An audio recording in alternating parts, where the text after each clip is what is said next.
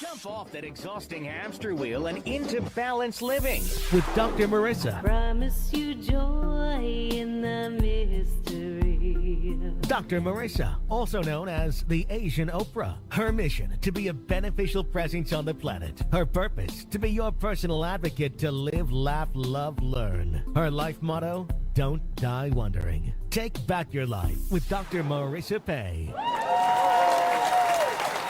And welcome. You are tuned into my weekly talk radio TV show called Take My Advice, I'm Not Using It. Get balanced, get happy with Dr. Marissa every Tuesday at naturally high noon, broadcasting live out of the Burbank, California studios with UB and Go. And then every Saturday at 6 and Monday at 6 on my NBC channel, KCAA, that's AM 1050, FM 102.3, and FM 106.5, and on demand at iHeartRadio, TuneIn, Stitcher, and every possible place that I can splatter more hope and happiness, because that's what this show is about. So there's no gossip, no scandal, and no K words, no Kardashian talk, and no Kanye talk. Instead, I want you to focus on your own reality show and how you can be happy 88% of the time. And so I have tons of shows and guests, 435 consecutive weeks on the air today.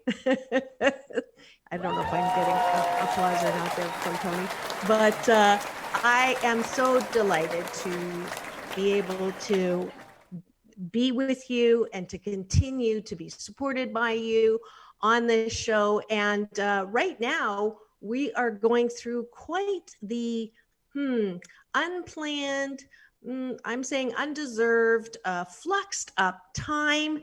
So I have been bringing guests in this special series called my 5P, Purposefully Positively Planning for Possibilities in this Pandemic, with guests who can help us with self-care. And today's guest is hailing all the way from Stanford, and that is Greg Hammer. Dr. Hammer is a pediatric intensive care physician, pediatric anesthesiologist, a professor at Stanford University Medical Center, and the author of Gain Without Pain, the Happiness Handbook for healthcare professionals. And yes, that explains why I invited him on, because I'm all about happiness. He's a member of the Stanford Well MD Initiative and the Wellness Committee for the American Society of Anesthesiologists. He's currently the chair of the Physician Wellness Task Force for the California Society of Anesthesiologists. He's been a visiting professor and lecturer on wellness at institutions worldwide and teaches GAIN to medical students, residents, and fellows at Stanford. So without further ado, please welcome to my studio, Dr. Greg Hammer.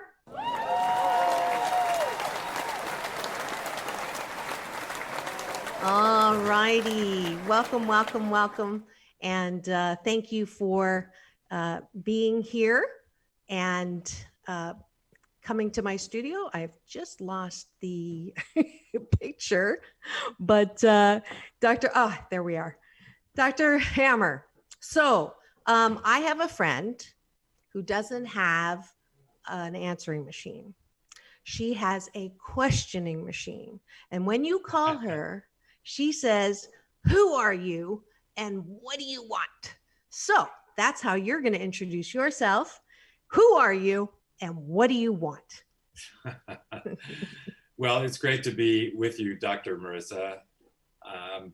You've already introduced me. I guess I might add that I'm a longtime wellness enthusiast. I've been involved in physical fitness and competitive sports since I was a child.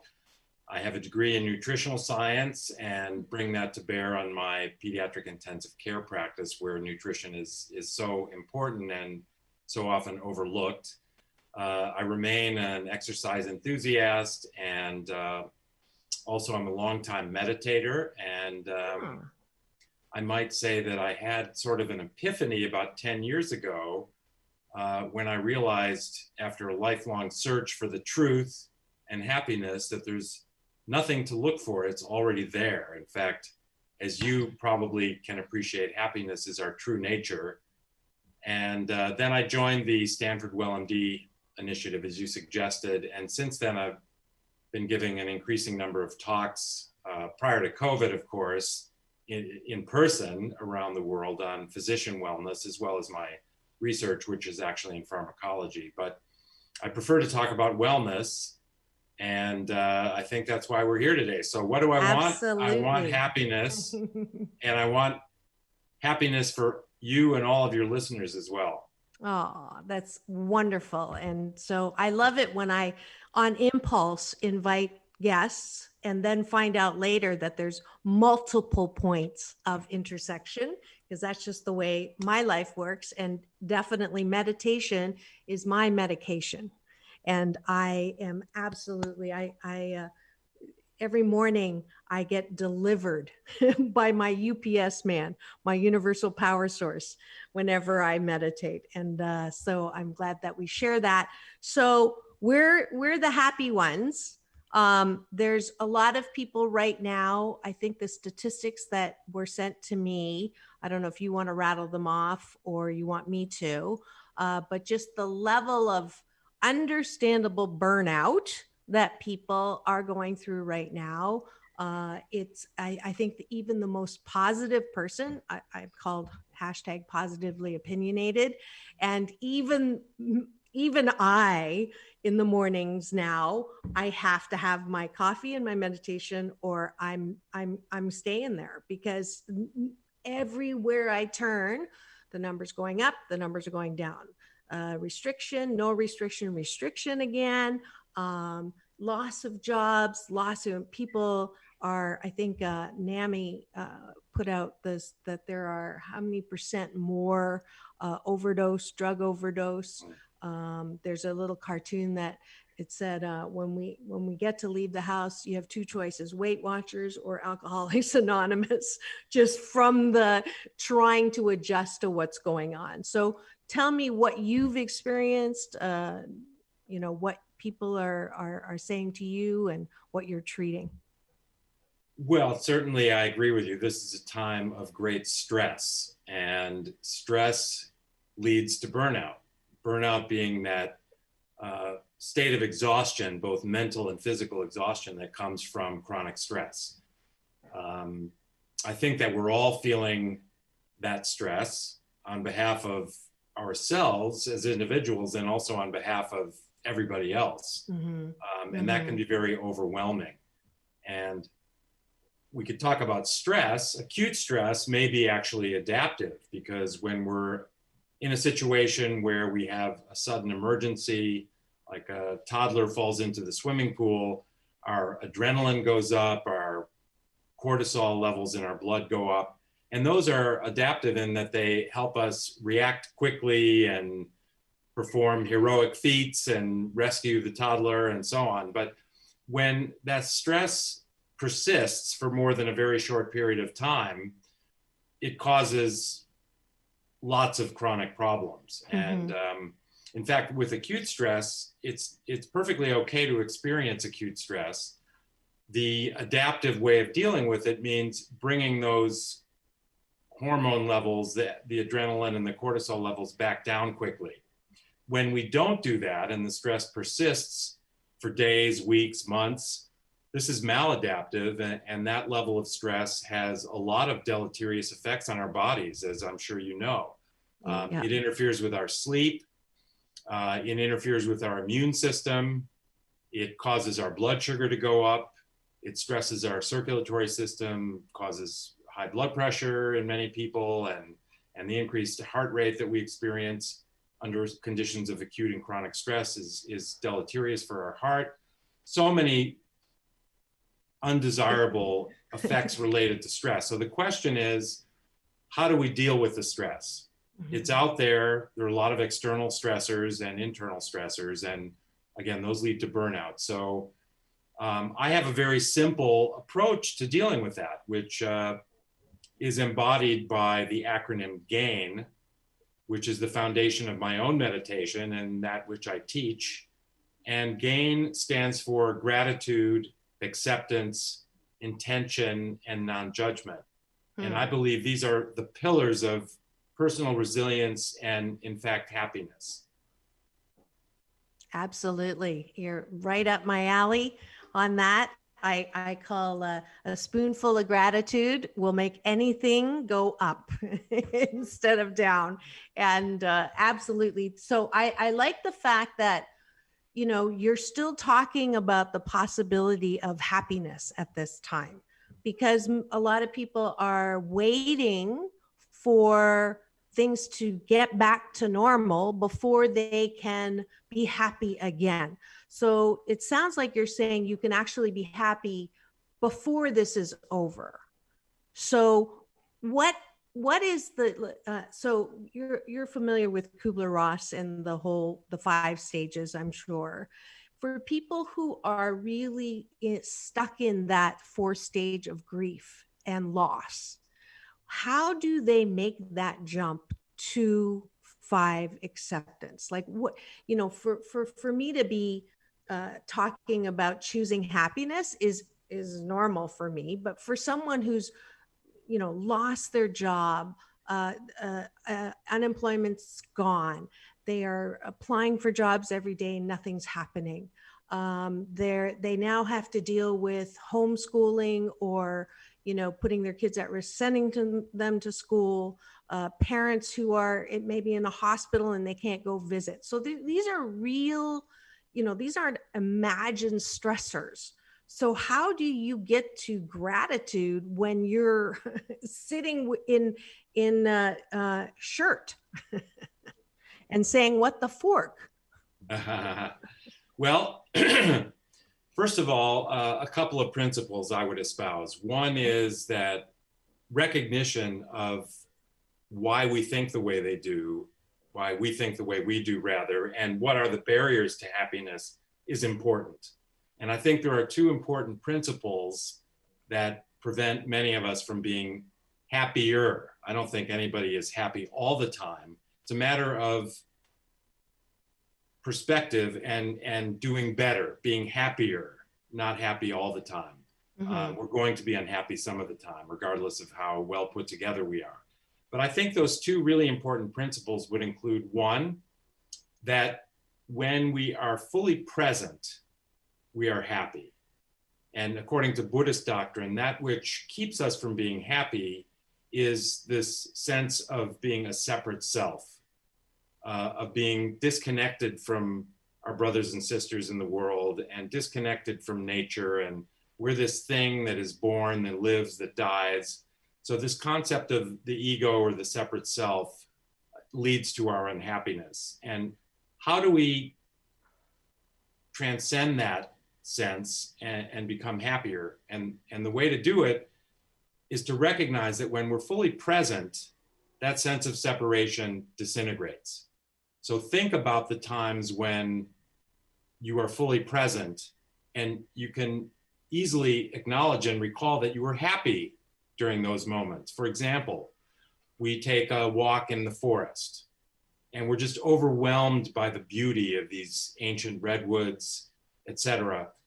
Our sense of separation disappears because we feel totally connected to nature that is all around us. Similarly, when we're intimate with a partner that we love, we lose a sense of separation, and that sensation of love is the dissolution of the separate self. Or when we're listening to a timeless piece of music that might be centuries old, but still envelops us in this rich sense of beauty, we forget about ourselves as being separate, and that brings us happiness. So we're happy when we're present, and when we are unhappy, it's generally because we're obsessed with and stuck in thoughts of the past and the future. Those thoughts can be adaptive or maladaptive. It's useful or adaptive to think of the past when it comes to learning from our mistakes and savoring wonderful memories.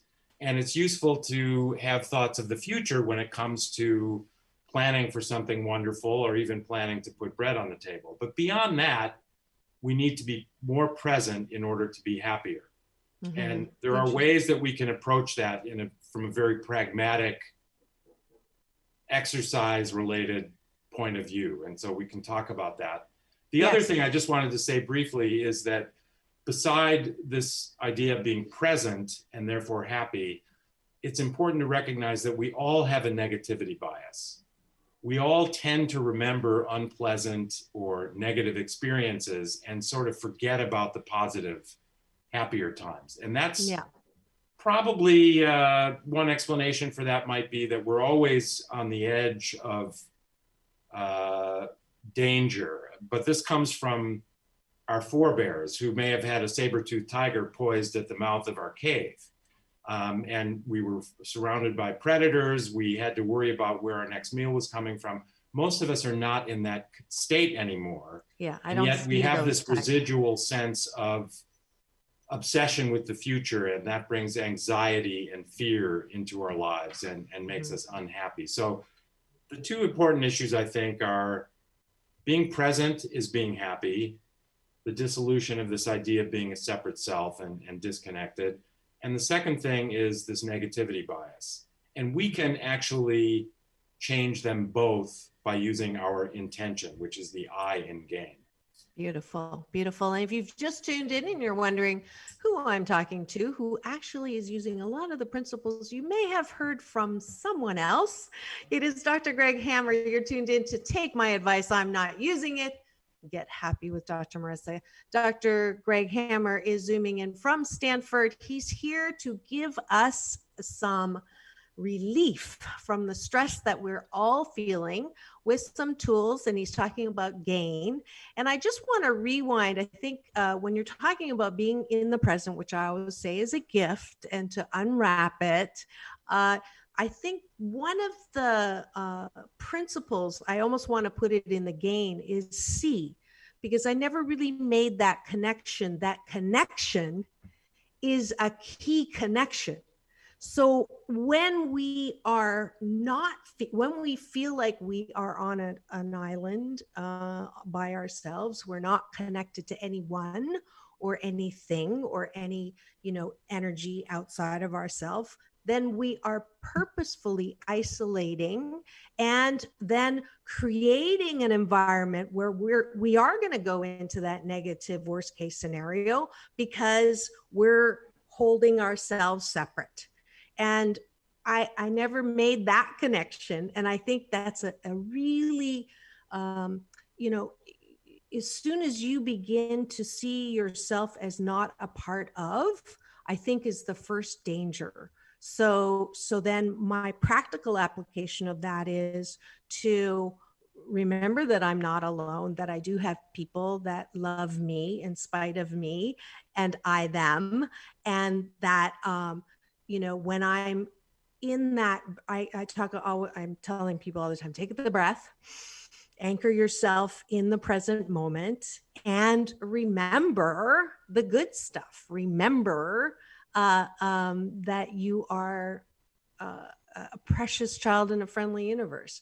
But that choice, for people who don't have that, how would you encourage them to get into that? So I'm trying to rewind, right from the freak out business. How do we get from the freak out to that first, setting the intention? What if people are saying, I don't care anymore. I just don't care anymore. This is too much for me. I don't think I'm going to make it through. I can't handle this anymore. What is something that person can hang on to?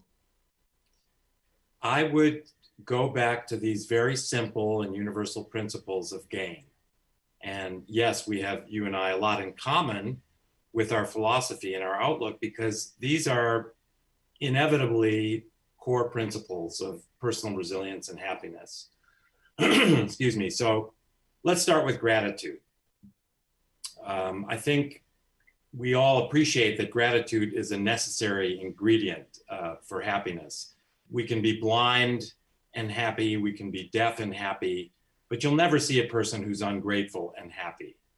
And gratitude can start with a very simple idea. Let's take the pandemic. How awful it is that so many are out of work.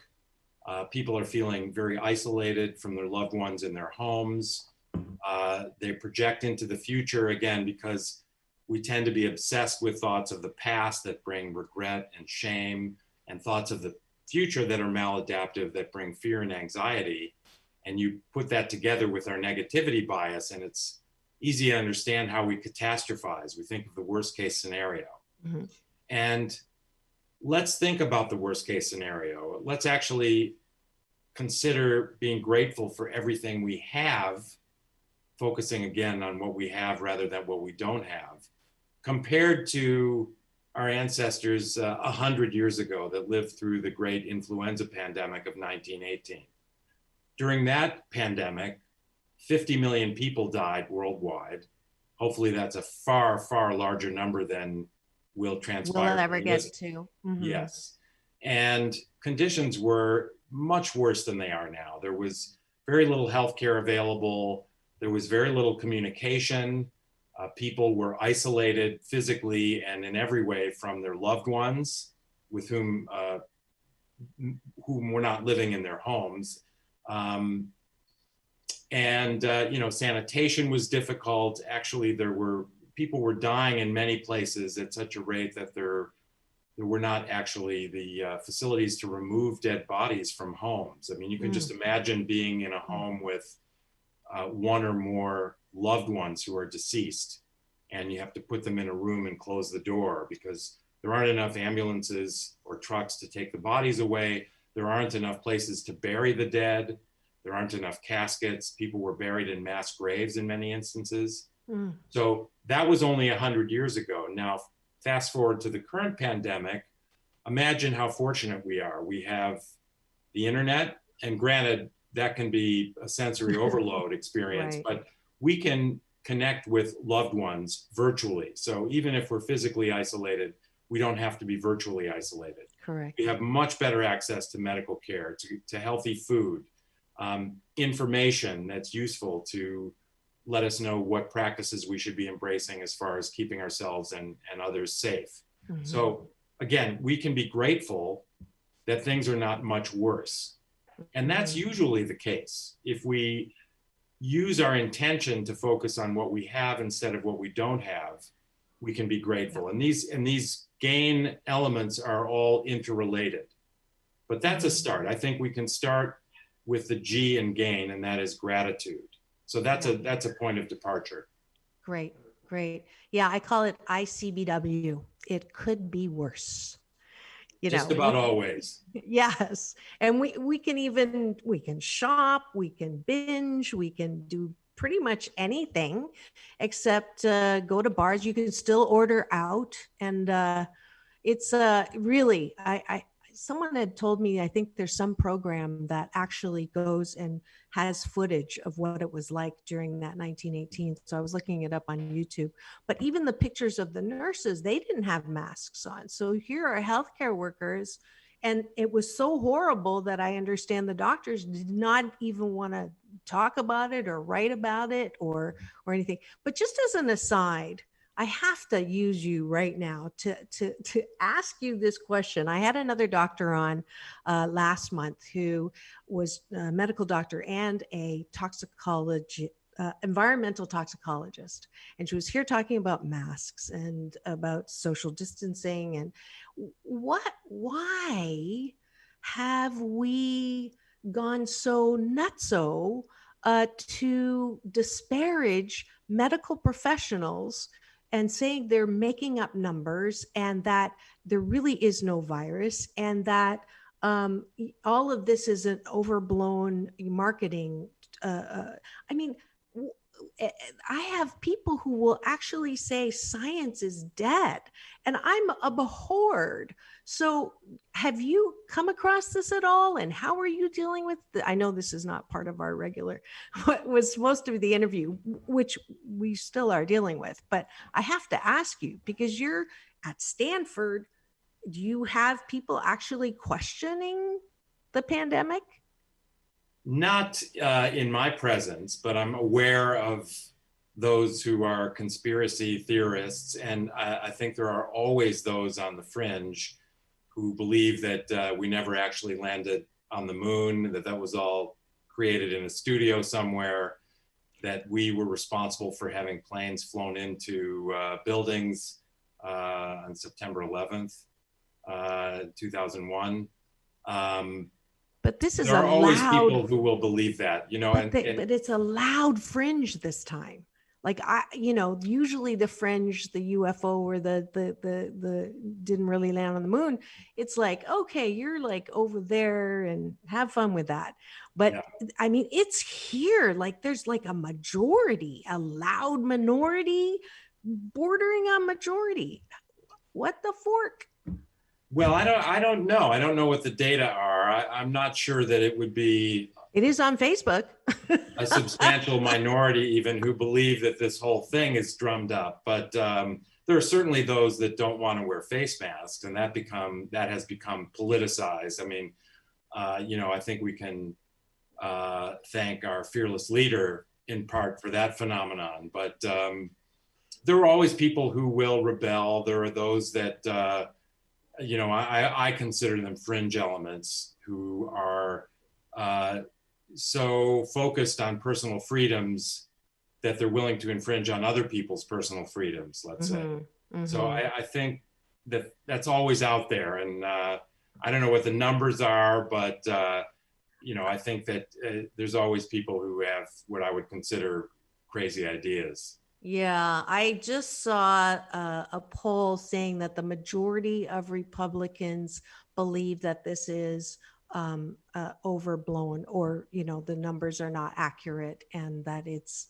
really not as serious. So that I saw. So I'll just leave it at that. But anyways, I'm gonna adopt your BS, your belief system that this is just a fringe element out there. So let's go back. Gratitude, I'm listening. Acceptance. So I don't know if we've talked about that one quite as much as the gratitude. So tell me about acceptance. How can we accept all of this stuff that's going on? Sure. Acceptance, first of all, let's define what it is and what it isn't. Mm-hmm.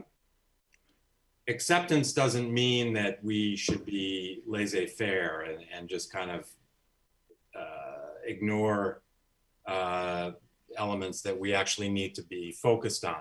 It means discerning, first of all, between what we can change and what we cannot change. That's the first element in acceptance. So things that that bother us, that we can change, we should direct our attention to those elements and see if we can affect positive change. But there is a lot around us that's not subject to our ability to change. Most of what's happening with regard to the pandemic, not how we conceive of it, that we can change, but we can't change the spread of the virus and so on, other than by making sure we're not a guilty participant. Right. Mm-hmm. So first of all, then discerning between what we can change and what we cannot change is the serenity prayer would have us do. Mm-hmm. And then taking those unpleasant things that we cannot change, and during our gain meditation or contemplation, we actually are, of course, focused on the breath, which is fundamental to all sorts of meditation. Mm-hmm. And then we contemplate our gratitude, so we can kind of go down the list of things for which we're grateful.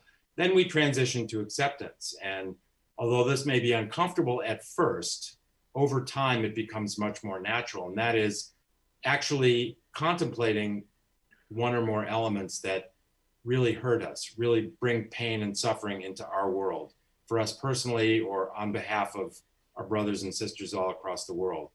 And take that thing, for example, I lost my beautiful 29-year-old son 3 years ago. Oh. So in my gain meditation every morning, he's always the first thing that comes to mind during the acceptance contemplation. Mm. So it's not something I could have prevented. It's not something, even if it were preventable, that I can change. Mm-hmm. And so when I'm in my breathing and I've gone through my gratitude, I sit and work on accepting the death of my son. And I do that by actually envisioning my chest opening, my heart opening, and I bring that sensation closer and closer and closer until I have merged with it. So we don't want to resist unpleasantries. I have an equation in the book, which is suffering equals pain times resistance. And the pain is there. If we resist it or try not to think about it, not that we should think about anything 100% of the time by any means, but if something's bothering us and we keep pushing it away, we're resisting it. Pain times that resistance magnifies our suffering. Our suffering gets bigger. So in this exercise, we take that thought, that feeling, that experience, and we bring it closer and closer until we've merged with it. And what we often discover is that when we do that, it's just not as bad as we were afraid of. And, you know, we can bring the sadness that we have related to the pandemic and all the people that have lost their lives and those that are suffering. Bring that feeling closer and closer and closer. Recognize that we can't change it. So we open our hearts and embrace it. And through that embrace, we're able to find acceptance, lower our resistance to a minimum, and therefore decrease the suffering that pain causes us. Wow. So you're almost becoming one with the pain. Absolutely. That's precisely correct. Yeah, I say that pain in life is mandatory, but suffering is optional. Exactly. Well, again, we're on the same page. Yeah. So, okay. So this is particularly a useful tool for anyone right now. I lost Bernie Dorman, a close friend, to COVID. I just lost Ken LaFen, my old boss, not to COVID, but from health complications.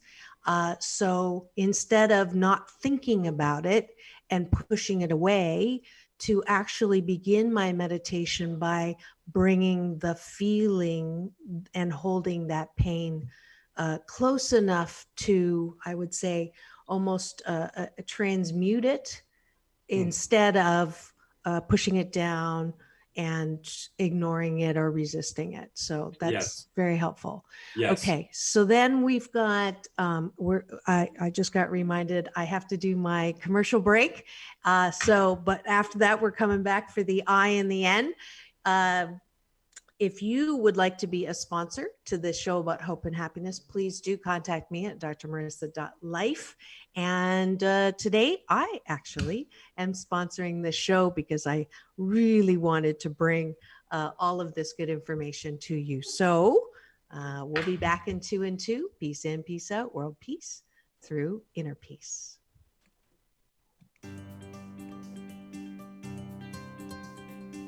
Are you having a tough time feeling happy about what's going on around you?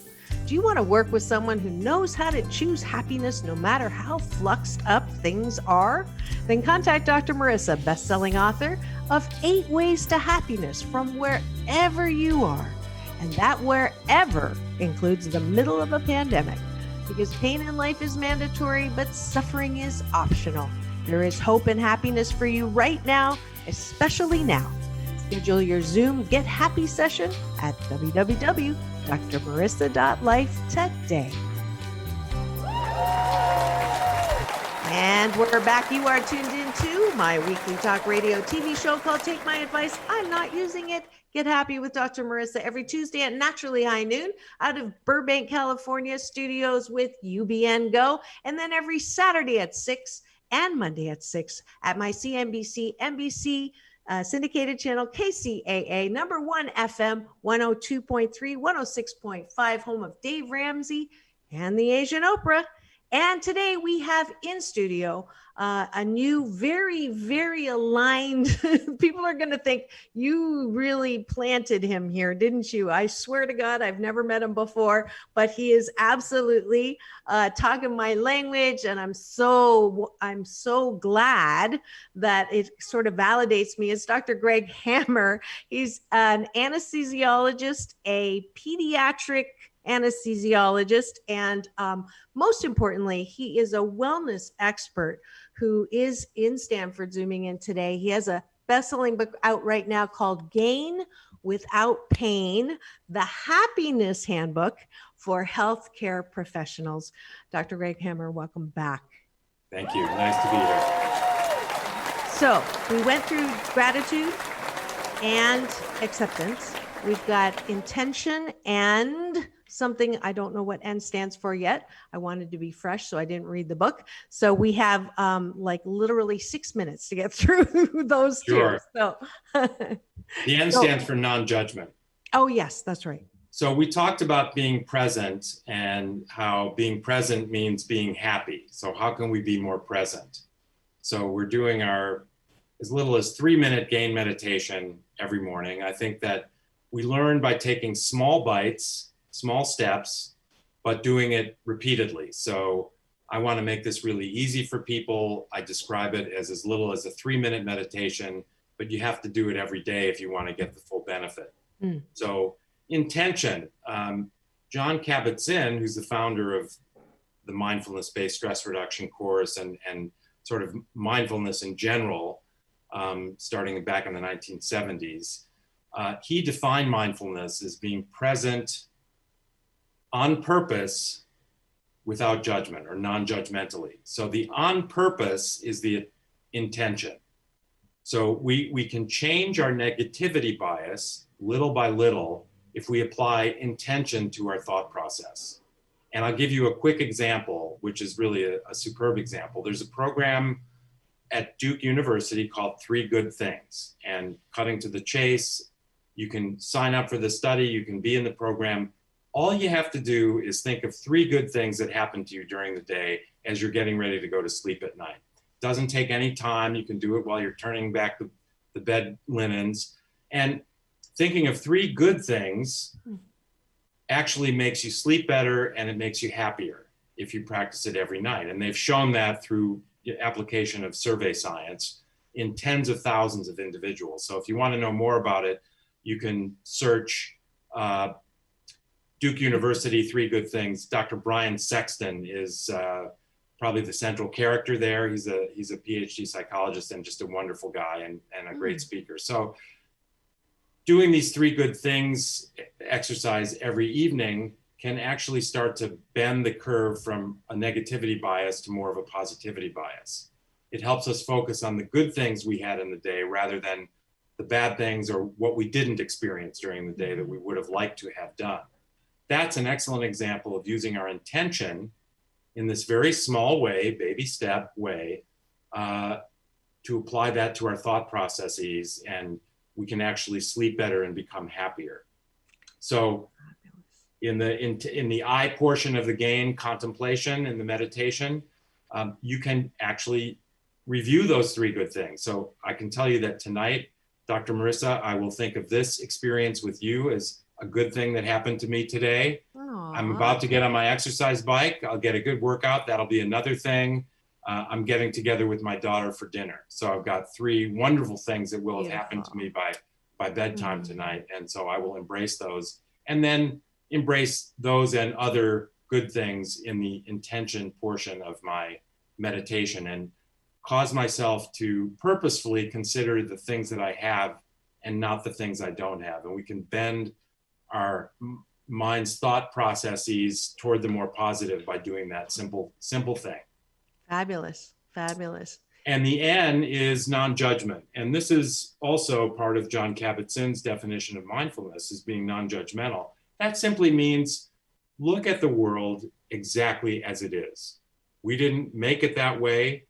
We don't have to assign good or bad to the world and all of the elements in the world. And that applies to other people and most importantly to ourselves, because we judge ourselves most harshly in many cases. Own worst enemy. So when we just breathe and experience the thought that things do not have to be good or bad or too much this way or too much that way. We don't have to compare ourselves to other people and other people to other people. We just accept things exactly as they are without judgment. And it's not that difficult once you start to practice this, baby steps, but you do this contemplation every day. And then after you've done your gain meditation and slowly opened your eyes, you can pick an exercise to work on particularly that day. So let's say today I'm going to be non-judgmental. I'm going to apply that to the first person I see when I'm driving to work, for example, or in my case, riding my bike to work. So I'm riding my bike to work, and I pass through this beautiful lane, and there's a person walking on the lane ahead of me in the same direction I'm riding. And I realize, first of all, that they're right in the middle of the path, so they're going to be in my way. Then as I get closer, I notice they have buds in their ears and they're looking at their screen. Why are they doing that when there's this beautiful canopy of trees and the sun coming up? And then I realize I'm judging them. And I remember that I had pledged to be non-judgmental of the first person I started to judge, which is often the first person that we see, because our minds are so judging. And I drop the judgment of that person, and I kind of get a little dopamine hit by doing that. I kind of laugh to myself. Then as I ride past the person, I look at him and I smile, and he looks at me and he smiles. And it was a pleasant experience instead of a negative experience of judgment. So there are lots of ways we can apply these GAIN principles. And I think that the idea is start small, and you'll be surprised, just like with the 3 Good Things program, that after 3 months or 4 months, you'll look back and you'll think, boy, I've really started to reformulate the way I think of the world and I think of myself in a more positive, healthy, resilient, and happy way. Beautiful, beautiful. We are almost out of time. 2 things. One is, where can people find the book? And I'm actually going to do an Asian Oprah giveaway too at the end of the show, so stay tuned for a copy of his book. But where can people get the book if they want it now? And 2, I always ask my guests at the very end of the show, what or who are you most grateful to or for? So that's my closing question. So 2. Okay. GregHammerMD.com is my website. GregHammerMD.com. No punctuation, not case sensitive as far as I know, lowercase. And there's a link to the book there, which is on Amazon, where it's been a bestseller. Congratulations. And my next book, which is a pocketbook version, which is for everybody. It doesn't have all the references to working in a hospital and with sick patients and so on. That'll be out soon. As far as for what I'm most grateful, or to whom I'm most grateful, I'm most grateful to consciousness for having morphed itself into this shape temporarily and allowed us to experience love together. If I have to apply that to a person, I'm going to say my daughter, who has endured the death of her brother and a lot of hardship, a divorce between her mother and myself, unfortunately, and who has just come through as a bright, shining star. And I'm having dinner with her tonight, and I can't wait. Beautiful. She's just a lovely being. Well, tell her that she has a great dad, and that he did a great job, and he's being a beneficial presence on the planet. I'm going to actually give you that award. I don't give it to all my guests, but it's Dr. Marissa's Beneficial Presence on the Planet Award, and you get some more applause. Thank you so much. Absolutely. Thank you so much for joining. Please do go and get his book, GAIN, the Handbook for Happiness, and practice. I think it's easy enough. I tell people to take a bite of my gratitude sandwich, 8 gratitudes in the morning and 8 specific things they appreciate about themselves at night before they go to bed. So we are definitely all on the same page. All of this is for you. All of this is because we all want to be 88% happy, because it just feels better. And we want everyone to feel better. So thank you so much, Dr. Greg Hammer, for coming on into my studio. Peace and blessings to you. Thank you, Dr. Marissa. I'm at your service anytime. Aww, I appreciate being invited. Thank you. Thank you so much. All right. And now we are at the end of the show, where you connect with me at the Balance Bar. And I'm welcoming you to step into my Balance Bar, where I tell you what's going on and how you can connect. One thing is my Facebook Lives, which I went through some hashtag COVID confusion and forgot on the holiday Monday to do the Facebook Live, but it's a new series called Mind Your Own Business. So I'm giving you tools on how to focus on yourself and choosing what you're thinking about for the rest of the week. Thank you to Purple Planet Music for all the music that you support me with in this show. Medium, I just published a new article last night called hashtag COVID confusion, finding balance in the midst of a fluxed up pandemic. So go get that on Medium, share it. And if you'd like to continue to support the work that I do, now you can by just shopping on Amazon. Yes, my new nonprofit 8 Ways to Happiness has a Smile Amazon link. You will not get charged anymore for your purchases, but Amazon will be forced to give 8 Ways to Happiness, a nonprofit that is donating time, services, and the book for teens and young adults who are temporarily in a non-happy place. So use that link. If you go on my social, Doc Balance on Instagram, the link is in the tree, or just go to any of my social, Dr. Marissa, and you'll find that link, or just put 8 Ways to Happiness on Smile Amazon. If you've missed any of my past shows, from Corey Feldman to Layla Ali to Jane Elliott, who was incredible just last month, then go to my YouTube. Everything is there. It's a free subscribe. I'm grateful. I'm over 211,000 views now. So please do, use this time that you have to get beefed up in all of these positive shows. All right. And I am still doing Zoom self-care. So if you need just a little tune-up and some tools to carry forth, use the gain that we learned today. But if you'd like some handheld help, please do schedule with me at drmarissa.life. You also, if you sign up, you get a free happiness tip sheet with what I explained to Dr. Hammer, ICBW, and other alphabet soup tools to use to launch you into more happiness. And that is it for today's version and rendition of Take My Advice. I'm not using it. Get happy with Dr. Marissa. I hope you enjoyed this session. I hope you have the best week ever, and keep it tuned, because it's all about balance. Peace in and peace out. World peace through inner peace.